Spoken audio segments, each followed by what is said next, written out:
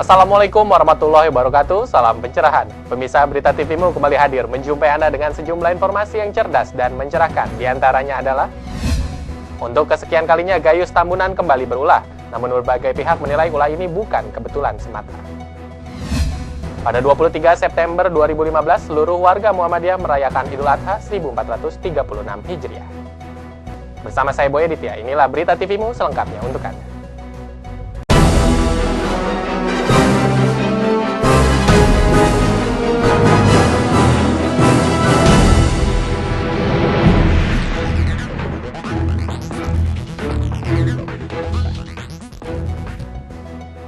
Pemirsa, lenggang Gayus Tambunan kembali menjadi sorotan. Berbeda dengan kehadiran pertamanya pada pertandingan tenis internasional di Bali beberapa tahun silam, kemunculan Gayus saat itu terekam kamera wartawan secara tidak sengaja. Namun kemunculan Gayus kali ini dinilai sejumlah pihak bukan secara kebetulan, melainkan syarat akan pesan atau agenda tertentu. Lucu ini karena dia sempat selfie di foto, tahu kan dia tahu resikonya kalau dia difoto oleh publik ini beredar tentu akan menyebabkan kehebohan, dan itu betul. Nah, kalau sudah nyangkut kehebohan, maka si Gayus ini saya kira ini dimanfaatkan oleh pihak tertentu untuk mengalihkan sesuatu. Ini teori masyarakat. Iya. Karena kalau dia tidak untuk tujuan itu, tidak mungkin dia selfie, tidak mungkin dia tahu dia difoto mau. Iya. Pasti kalau dia murni kabur misalnya, dia nggak mau difoto, dia ingin bebas kok, masa mau difoto. Apalagi ini bukan yang pertama ya. Dan kalau yang di Bali itu kan dia pakai wig. Iya. Artinya dia memang untuk menyamarkan. Sekarang hanya pakai topi dan sebagainya. Itu nggak nyamarin. Tapi kalau pakai wig itu niat banget di Bali itu. Tapi kan alibinya kuat karena dia menghadiri proses perceraian. Justru itu untuk proses perceraian, tapi ada etika di situ. Jadi ada etika-etikanya. Maka si Pak Yasona itu bilang ini konyol gitu. Tolol dia bilang. Jadi tidak mungkin terjadi meskipun dikasih izin. Dia nggak boleh memberikan bukti-bukti dia di lapangan seperti itu, apalagi makan di restoran, itu sudah melanggar etika. Melanggar etika. Dan saya kira ini kan karena betul tadi Mas Prapto, dia masih kaya, penjahat yang hebat tanda petik itu selalu dia mempersiapkan jalan kaburnya sebelum dia berbuat. Jadi kalau dia sebelum korupsi sudah tahu harus. Terpidana kasus korupsi pajak Gayus Tambunan kembali membuat heboh dengan beredarnya foto Gayus di sebuah restoran yang beredar di media sosial. Beredarnya foto penggelap pajak Gayus Tambunan kembali membuat heboh dunia maya. Pasalnya, terpidana 30 tahun kasus korupsi ini tampak sedang menikmati kebebasannya dengan berada di sebuah tempat makan bersama dua orang temannya.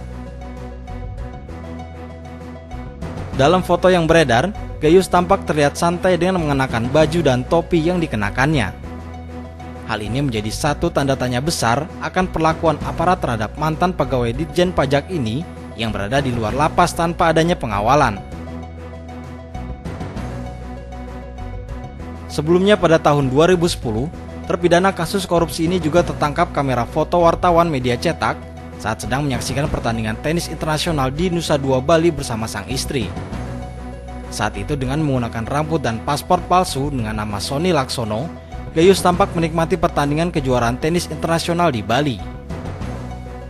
Ulah Gayus ini berhasil membuat malu lembaga hukum dikarenakan lemahnya pengawasan terhadap para narapidana dengan memberikan perlakuan khusus terhadap narapidana. Lantas, bagaimana dengan narapidana lain yang telah mendapatkan vonis hukuman? Akankah mereka juga bisa seperti Gayus? Tim TVmu memberitakan. Ratusan pekerja yang tergabung dalam Jakarta International Container atau JICT mendatangi gedung Komisi Pemberantasan Korupsi untuk melaporkan dugaan korupsi perpanjangan konsesi JICT oleh PT Pelindo II kepada Hutchison Port Holdings. Ratusan pekerja Jakarta International Container atau JICT mendatangi gedung Komisi Pemberantasan Korupsi atau KPK untuk melaporkan dugaan korupsi Pelindo II. Mereka mendesak agar Direktur Utama Pelindo II RJ Lino dipecat dari jabatannya. Selain melaporkan Pelindo II kepada KPK, para pekerja JICT ini melakukan orasi dan teatrikal manusia pantomim di depan gedung KPK Jalan Rasuna Said, Jakarta Selatan. Ketua Serikat Pekerja JICT menilai Pelindo II banyak melakukan pelanggaran hukum.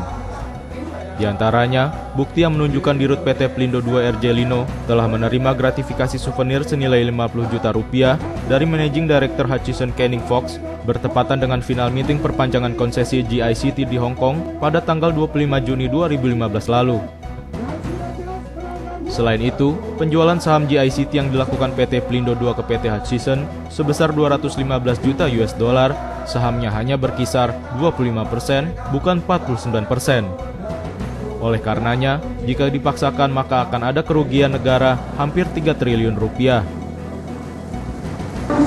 Ada valuasi yang dilakukan oleh FRI dan kemudian valuasi Deutsche Bank yang sudah direvisi bahwasanya angkanya di sekitaran 800 juta US dollar. Nah, kalau misalnya 50% dia harusnya di kisaran angka 400 juta US dollar, tapi dijual 215. Ada undang-undang yang dilanggar, Undang-Undang 17 tahun 2008. Terkait adanya tindak pidana korupsi yang dilakukan oleh Dirut Pelindo II, untuk itu pihaknya meminta KPK untuk segera mengusut kasus tersebut yang mengakibatkan adanya kerugian negara sebesar 3 triliun rupiah.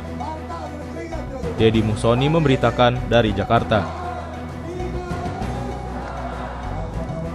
Polemik pembangunan Bandar Udara Lebak antara pengembang dengan pemerintah pusat, khususnya dengan Kementerian Perhubungan, kian panas. Meskipun belum ada kejelasan soal perizinan, namun pihak pengembang masih menunggu titik temu yang dapat dibicarakan. Munculnya statement dari salah satu staf Menteri Perhubungan di media online semakin membuat proses pembangunan bandara di Lebak memanas.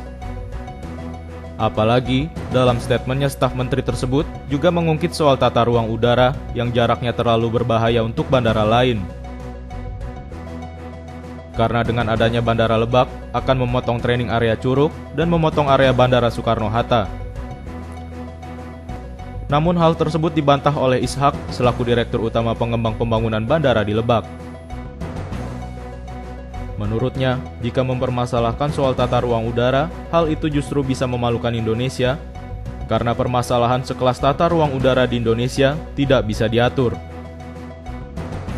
Lihat saja tata ruang udara seperti di London dan New York. Nyatanya dengan jarak beberapa kilometer masih bisa diatur. Orang luar itu kan nggak bego-bego banget. Dia bilang karena tata ruang udara. Kalau yang investasinya orang UK, orang Inggris ketawa dia.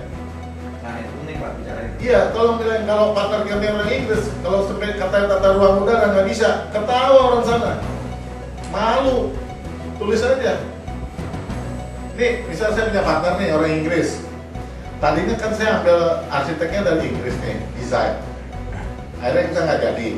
Toto karena izin tuh tata ruang udara, ketawa Pak. Ketawa Indonesia gimana?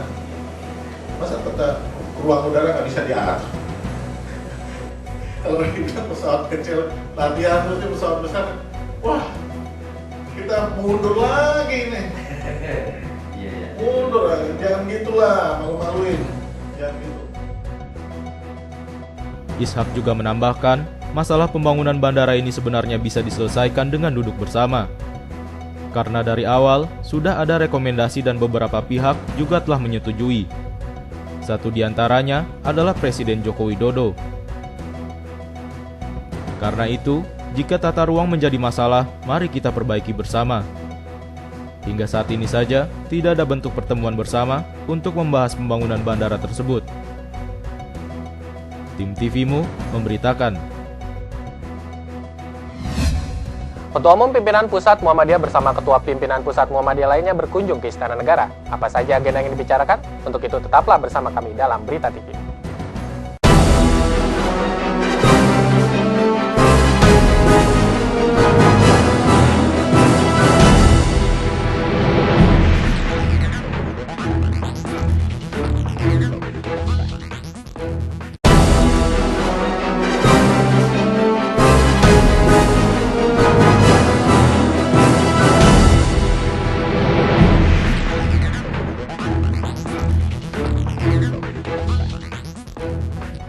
Pemirsa, terima kasih masih bersama kami dalam Berita TVMU. Ketua Umum Pimpinan Pusat Muhammadiyah Haidar Nasir dan jajaran pengurus Pusat Muhammadiyah serta Aisyah diterima oleh Presiden Joko Widodo guna melaporkan hasil Muktamar Muhammadiyah ke-47 di Makassar. Pertemuan ini juga menjadi ajang perkenalan pengurus PP Muhammadiyah periode 2015-2020. Pimpinan Pusat Muhammadiyah periode 2015-2020 beserta pengurus Pusat Aisyah diterima oleh Presiden Joko Widodo di Istana Negara, Jakarta. Kunjungan ini menjadi ajang silaturahmi jajaran kepemimpinan hasil Muktamar ke-47 di Makassar. Ketua Umum Pimpinan Pusat Muhammadiyah Dr. Haidar Nasir dan istri Siti Nurjanah Johantini beserta Sekretaris Umum Pimpinan Pusat Muhammadiyah Dr. Abdul Mukti dan 12 Ketua Pimpinan Pusat Muhammadiyah diterima oleh Menteri Sekretaris Negara saat tiba di istana sebelum diterima oleh Presiden Joko Widodo. Usai diterima oleh Presiden Joko Widodo, Haidar Nasir dalam keterangannya menjelaskan kunjungan pimpinan Pusat Muhammadiyah guna memberikan masukan kepada Presiden Joko Widodo tentang solusi perbaikan ekonomi bangsa. Selain itu, Haidar menyampaikan keprihatinan atas kebakaran hutan yang terjadi saat ini, serta memberi masukan terkait reformasi birokrasi di daerah terhadap toleransi beragama, seperti perbedaan Idul Adha 1436 Hijriah. Dari tim ekonomi kita bahwa Indonesia dengan pelambatan ekonomi sekarang ini memang belum termasuk dalam kategori krisis ya. Tetapi bisa menjadi berpotensi krisis jika pertama tidak ada kebijakan-kebijakan yang strategis, yang komprehensif dan kemudian juga melakukan langkah-langkah yang berani untuk mencari solusi. Nah, dan juga kami menghargai Presiden yang sudah mengambil langkah paket pertama yang dulu sudah diluncurkan. Yang kedua juga jika ada suasana politik yang tidak kondusif. Nah ini yang kami sampaikan. Tetapi tentu kita berharap dan Pak Presiden menghargai masukan Muhammadiyah dan beliau berpesan bahwa dua hal yang perlu menjadi kerangka berpikir kita. Yang pertama soal persepsi yang harus tetap konstruktif, gitu ya. Yang kedua optimisme bahwa kita bisa keluar dari situasi pelambatan ekonomi ini. Dalam kesempatan ini, Haidar juga menyempatkan memperkenalkan kepada Presiden kepengurusan pimpinan Pusat Muhammadiyah periode 2015-2020. Arina Nurrohmah, Yunus Priyonggo memberitakan dari Jakarta.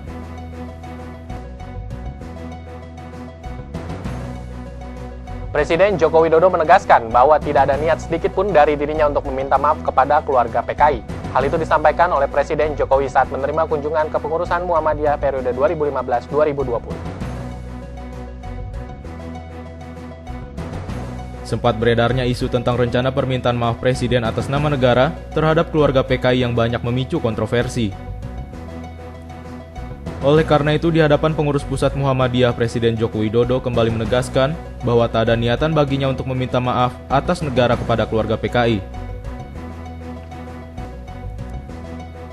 Di hadapan pimpinan pusat Muhammadiyah, Presiden Joko Widodo mengklarifikasi bahwa dirinya telah mengurungkan niat meminta maaf kepada keluarga PKI. Menurut Sekretaris Umum Pimpinan Pusat Muhammadiyah Abdul Mukti, guna menghormati ormas Islam seperti Muhammadiyah, NU dan juga kalangan Tentara Nasional Indonesia, Presiden membatalkan niat tersebut.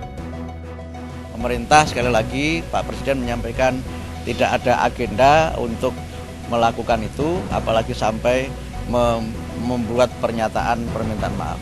Kami kira itu tidak ada penjelasannya, tapi saya kira beliau punya prinsip bahwa pada hal yang berkaitan dengan G30S ini, Muhammadiyah, Nahdlatul Ulama, dan ormas Islam yang lain berada pada posisi yang mendukung sikap pemerintah itu, termasuk juga sikap TNI. Sehingga beliau mengatakan, wah kalau kami meminta maaf kepada korban G30S, ya kami ini akan berhadapan dengan Muhammadiyah, dengan NU, dan dengan TNI. Itu yang beliau sampaikan. Istilahnya ya? Itu tidak masuk di dalam nalar dan logika kami. Saya kira itu. Bagi Muhammadiyah, keputusan Presiden merupakan hal terbaik, di mana sejarah kelam PKI tidak harus diungkit kembali. Arina Nurrohmah, Yunus Priyonggo memberitakan dari Jakarta. Petua Pimpinan Wilayah Muhammadiyah Sumatera Utara mensosialisasikan keputusan pimpinan pusat tentang penetapan Idul Adha 1436 Hijriah di Kota Padang Sidempuan. Penetapan Idul Adha 1436 Hijriah yang berbeda antara keputusan pimpinan pusat Muhammadiyah dengan pelaksanaan wukuf dan Idul Adha di Arab Saudi menjadi materi diskusi hangat di kalangan warga Muhammadiyah di Sumatera Utara. Di Medan, Majelis Tarjih dan Tajdid Pimpinan Wilayah Muhammadiyah melakukan dialog dengan pimpinan persyarikatan dengan menjelaskan dasar hukum dari pengambilan keputusan pimpinan pusat Muhammadiyah. Di Padang Sidempuan, Tapanuli Selatan, sosialisasi keputusan pimpinan pusat Muhammadiyah itu disampaikan langsung oleh Ketua Pimpinan Wilayah Muhammadiyah, Profesor Dr. Asmuni MA. Asmuni menjelaskan proses penentuan bulan baru, baik berdasarkan ru'yah maupun hilal. Asmuni meminta kepada semua warga Muhammadiyah untuk istiqomah dengan keputusan yang sudah ditetapkan oleh pimpinan pusat Muhammadiyah. Bukhari Muslim juga kata-kata faqduru fa in humma alaikum faqduru lahu. Mula bulan belum bisa dilihat karena awan, karena mendung. Faqduru lahu, tentukan dengan apa? Itulah dengan cara menghitung. Itulah dasar Muhammadiyah. Nah, kemudian ada ayat lagi nyatakan bahwa bulan itu ada manazil, ada tempat terbitnya itu lita'lamu adadas sinina wal hisaba, supaya kamu bisa mengetahui umur bulan berapa. Wal hisaba, hisaba itu menghitung, Pak. Ya, untuk menghitung. Jadi dasarnya memang sama-sama ada. Pengajian warga Muhammadiyah Padang Sidempuan yang dihadiri warga dari berbagai ranting itu dihadiri Ketua Pimpinan Daerah Muhammadiyah Padang Sidempuan Amir Mahzul serta Rektor Universitas Muhammadiyah Tapanuli Selatan Muksana Pasaribu. Saiful Hadi, Amir Musadat Lubis, TVMU memberitakan dari Padang Sidempuan, Sumatera Utara.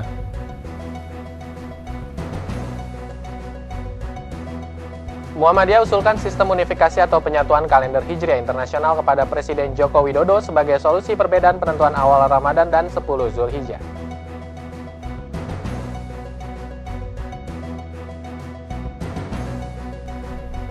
Adanya perbedaan dalam penetapan awal Ramadan dan Idul Adha selama ini dengan pemerintah membuat Muhammadiyah berinovasi dengan mengusulkan pembentukan sistem unifikasi kalender Hijriah internasional yang mampu memprediksi secara akurat hari-hari besar Islam sehingga diharapkan tidak ada lagi perbedaan.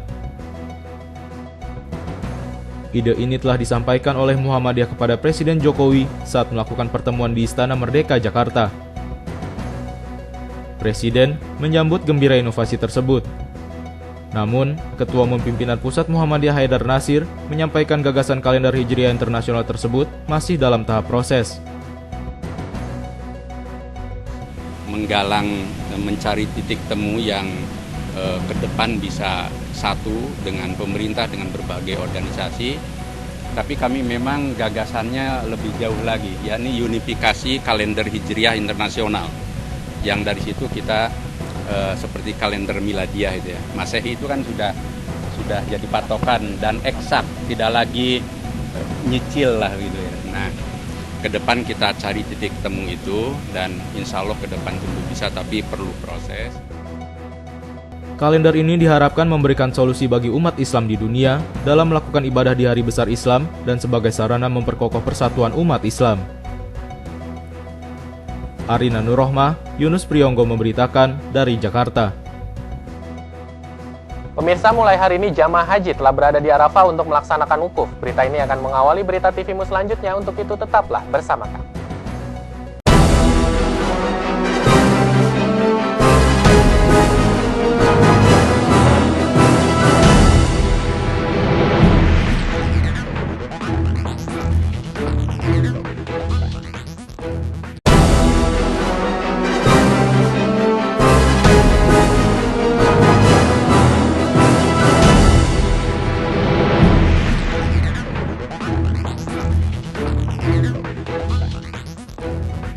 Pemirsa, terima kasih masih bersama kami dalam Berita TVMU. Jutaan umat Islam dari penjuru dunia termasuk jamaah haji dari Indonesia hari ini berada di Arafah untuk melaksanakan ibadah umrah haji yang terbilang melelahkan bagi jamaah yang sudah lanjut usia atau bermasalah dengan kesehatan. Maka tawaf dan sa'i ini harus dihadapi dengan strategi yang tepat, salah satu diantaranya adalah dengan menyewa kereta dorong.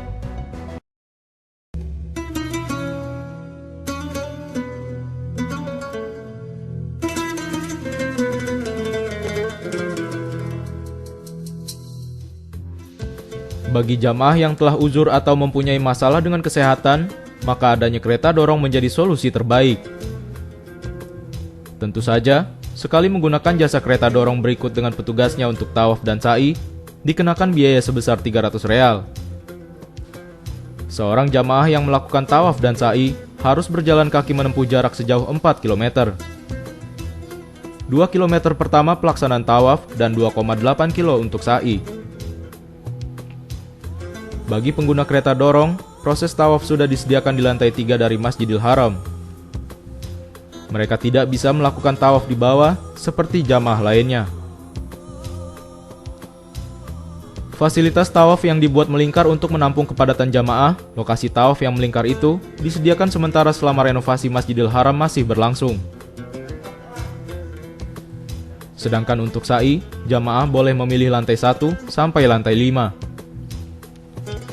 Bagi jamaah yang menggunakan kereta dorong, disediakan jalur khusus, yakni di bagian tengah dari jalur sa'i. Jamaah haji Indonesia yang sudah bermasalah selalu membawa kereta dorong dari tanah air karena tak bisa berharap terlalu banyak dengan jasa pendorong di tanah suci. Selain merepotkan, harganya juga sangat mahal. Bisa dihitung berapa kali seorang jamaah harus melakukan tawaf dan sa'i selama ibadah umroh dan haji. Namun demikian, peminat jasa pendorong kereta di Masjidil Haram cukup banyak juga. Bagi yang berminat, silahkan menawar harga di halaman samping masjid. Saiful Hadi, TV-mu memberitakan.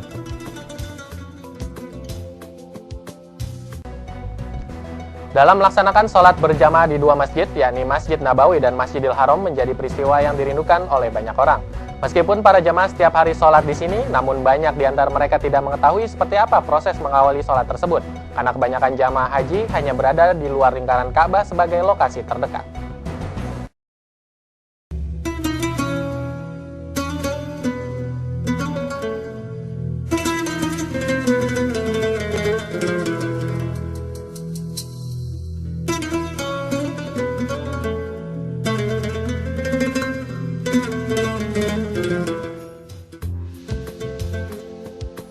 Bagi jamaah yang melakukan sholat di bagian dalam masjid, apalagi yang berada di luar, tentu saja peristiwa iqomat dan menanti datangnya imam sulit untuk dibayangkan.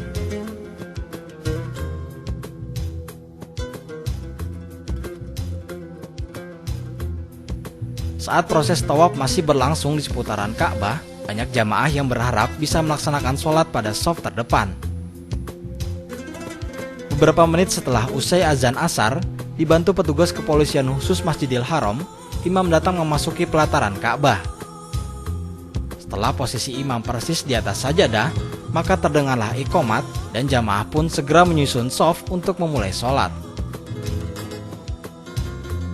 Menanti sholat asar pada sore hari dari tempat teratas di lokasi tawaf bagi mereka yang berkursi roda, wartawan TV-mu berhasil merekam saat-saat menanti datangnya imam sholat. Selanjutnya terdengar suara iqomat.